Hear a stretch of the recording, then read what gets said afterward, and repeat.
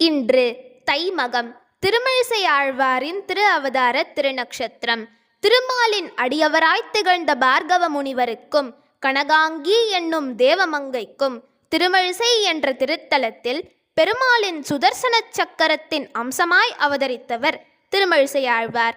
கை கால்களின்றி பிறந்ததால் பெற்றோர் இக்குழந்தையை ஒரு பிரம்பு புதரின் கீழ் போட்டுவிட்டு சென்றதாக கூறப்படுகிறது.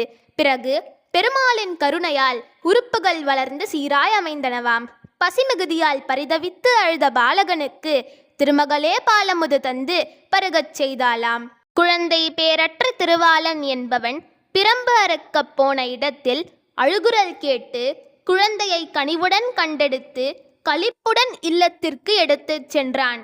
அவன் மனைவி பங்கையச் செல்வி அன்புடனும் ஆசையுடனும் அக்குழந்தையை அருமையாய் வளர்த்து வந்தாள். திருமிழிசையில் தோன்றியதால் திருமிழிசை ஆழ்வார் என்று பெயர் பெற்ற இவருக்கு பக்திசாரர், மழிசைப்பிரான் என்ற பெயர்களும் ஏற்பட்டன. திருமிழிசை ஆழ்வாரின் பெருமையை உணர்த்தும் வகையில் பல கதைகள் கூறப்படுவதுண்டு.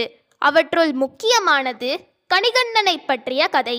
இவரது சீடனான கணிகண்ணன் என்பவன் பல்லவ மன்னனின் ஆணைப்படி காஞ்சியை விட்டு வெளியேறிய போது திருமிழிசை ஆழ்வாரின் பாட்டுக்கேற்ப திருவிக்காவில் பள்ளி கொண்டிருந்த பெருமான் தன் பைன்னாகப்பாயை சுருட்டி கொண்டு இவர் பெண் சென்றாராம்.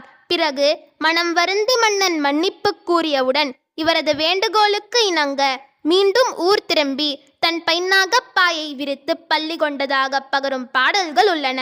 இவர் பாடியுள்ள பாடல்கள் மொத்தம் 2.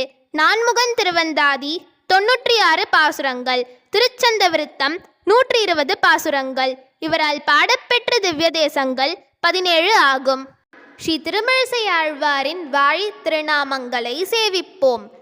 அன்புடன் அந்தாதி 96 உரைத்தான் வாழியே, அழகாரும் திருமிழிசை அமர்ந்த பிரான் வாழியே, இன்பமிகு தையில் மகத்திங்குதித்தான் வாழியே, எழில் சந்த விருத்தம் 120 வாழியே, முன்புகத்தில் வந்துதித்த முனிவர் கோன் வாழியே, முழுப்பொன்னி பிறங்கெதிர் செல்முதிர் கவியோன் வாழியே, நன்புவியில் 4700 இருந்தான் வாழியே, நங்கள் பத்திசார நிருநற்பதங்கள் வாழியே. ஸ்ரீ திருமிழிசை ஆழ்வார் திருவடிகளே சரணம். ஓம் நமோ வெங்கடேசாய.